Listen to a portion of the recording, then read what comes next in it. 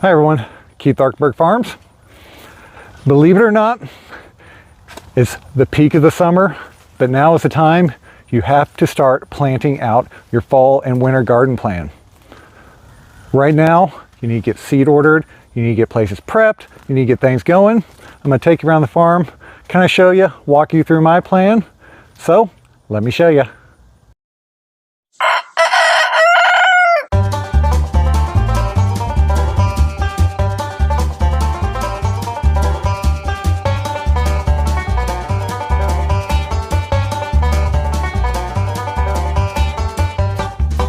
Now, it's very, very important to come in with a solid plan for the winter. I've been working on mine now for about 5 years. I've got it pretty well lined out. Things kind of shift depending on how your winter goes. But all in all, I've got a pretty solid plan for this. There's also an upcoming great opportunity for training on this. Seedtime is hosting a live event July 28th through August 1st. It's going to feature a whole bunch of really renowned market gardeners. J.M. Fortre, Eliot Coleman, the Rhodes are going to be there, and a whole bunch more.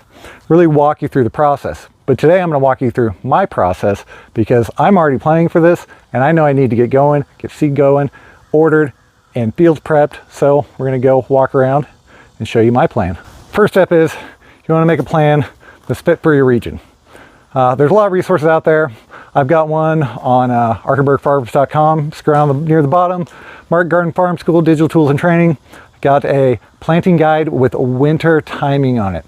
It's very important to use this because you have to kind of know when to plant things for the environment you're in.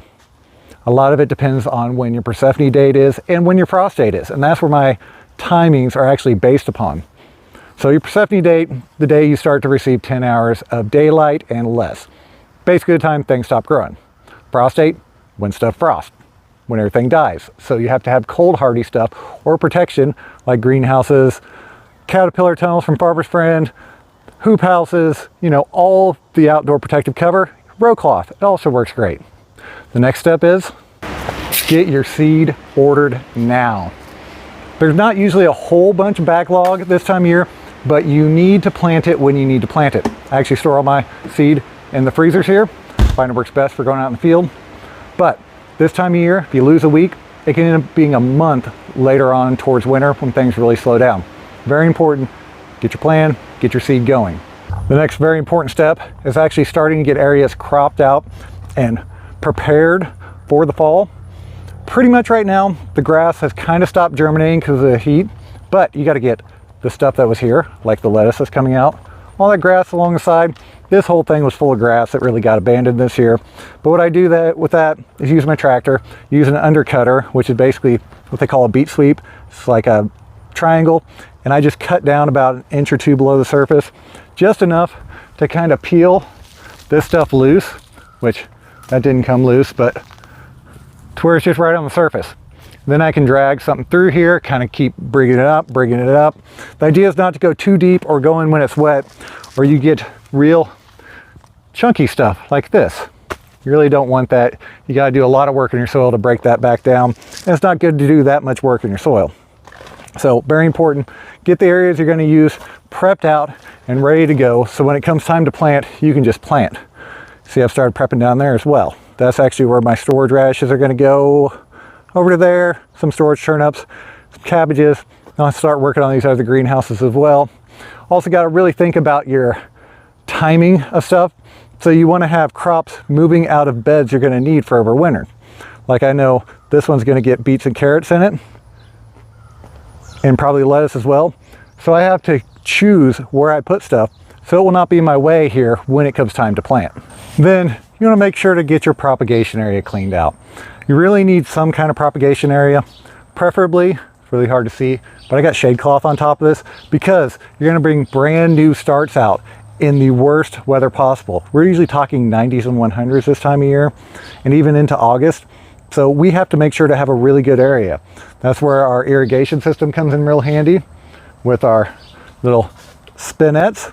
And what I've learned over the past 2 years, this stuff, insect net. Very, very important to cover your new starts with insect nets. because these little tiny butterflies come in, well, moths, they're about that big, and lay little tiny worms, and they eat the grow nodes out of your plants, especially your cabbages and your lettuce. So you spend all this time growing it, planting it, and then you go out to actually plant it, and everything's dead, which not good. Completely wiped out one of the farms this past year. I had some damage, but not that bad. But all in all, insect net over the top is the way to go. These things will water right through it, so there's actually no problem with that at all. So now we're going to move on to actually walking through some of my favorite crops of what I grow in the winter, telling you when I plant them. But first, it takes a lot of time and effort to actually put together this content and make really useful information to give to you all on the internet. I do it through YouTube because YouTube's free, you don't have to pay into it. We also have the Mark Garden Farm School, which I'm still building on. Hopefully it'll be done by the end of the season. You can still purchase it early, but by going through, watching the videos, liking, subscribing, pushes YouTube further, gets me more views, which brings in a little bit more money. Believe it or not, you don't make that much money from YouTube, especially at the scale I am. And that was never the intention of this. The intention of this was to spread the knowledge of market gardening and how easy it is to grow your own produce for yourself, your family, or even just to sell at farmers markets. It's really not that hard if you know the right techniques. It's also why I have affiliate links as well. They do provide a little bit of income back from everything that you purchase, but you don't see a higher price, and actually quite a few of them I've negotiated to where you actually receive a discount from using that link as well. So in all my videos, down the show notes, there are affiliate links to follow. Greatly appreciated when you do. The other part is the Martin Garden Farm School, digital tools and training down at larkenbergfarms.com, down near the bottom. That's where we have our spreadsheets for sale, our site openers. All of the funds raised from that go to help produce these videos. And on top of that, with any of the spreadsheets and digital training that you purchase, those are working documents for me on the farm. So when I update them, which is usually once or twice a season, you get the update as well. That's where it's very important to provide your email address so you will get that new document as it becomes available, because it automatically emails them out to everybody that's actually purchased them, or even the free one, the Ultimate Supply Catalog. Very, very useful. We use it on our farm. I update that, try to get the updates pushed out as frequently as possible. So go check it out. So here's the part you're really going to want to pay attention to. This is where I actually list out the crops we do for fall and overwinter. And we base those off of our Persephone date, 10 hours or less of sunlight, which for us is November 15th, and the frost date, which is when your first frost is, obviously, not your first hard freeze or freeze, just frost. And for us, it's about October 16th. So all the dates that I will list are actually based off the Persephone date, because I believe that's more predictive of when things really slow down and stop growing, as opposed to your frost date, which you could really fight using row cover or other types of season extension. So we're gonna start this. I'm gonna go quick and hopefully get in everything I want to. And here we go. Brussels sprouts, 2.5 weeks before 4.5 months for your fall. Brussels sprouts, again, for overwinter, 3.5 months. Cabbage, 4.5 months for fall, 3.5 months for overwinter. Kale, 4.5 months before fall, 3.5 months for overwinter. Cucumbers, 4.5 months before fall. Salad mix, we start to double up our planting, so we have plenty for fall harvest, 4.5 months before. Start our last transplants to go into the greenhouse for overwintering, 3.5 months. Last transplant date for lettuce is 1 month. Garlic, 1 month, overwintered. Broccoli and cauliflower, 4.5 months for fall, 3.5 months for overwinter. I hope that was very useful information for y'all. Winter gardening is a challenge depending on your region. Some places don't have winter, so it's what they do for their main season. But everywhere, pretty much zone 6 and lower, or is it higher, 6 and north throughout the US and Canada, you have to have a fall and winter strategy, because that is the easiest time to grow. That's why I enjoy doing the winter production so much. Biggest problem is we don't have a farmer's market, so I really have to shift over my sales tactics to really pushing online sales, because honestly, we don't have anywhere else to sell at that time of year. We don't run a CSA that time of year.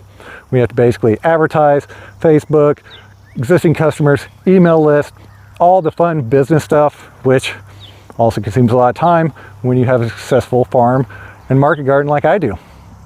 So, as always, hope y'all liked our day. If you did, don't forget to like and subscribe. Thank y'all. Have a good day. And the link to the Seedtime event is down in the description down below. Go check it out. Sign up through that link.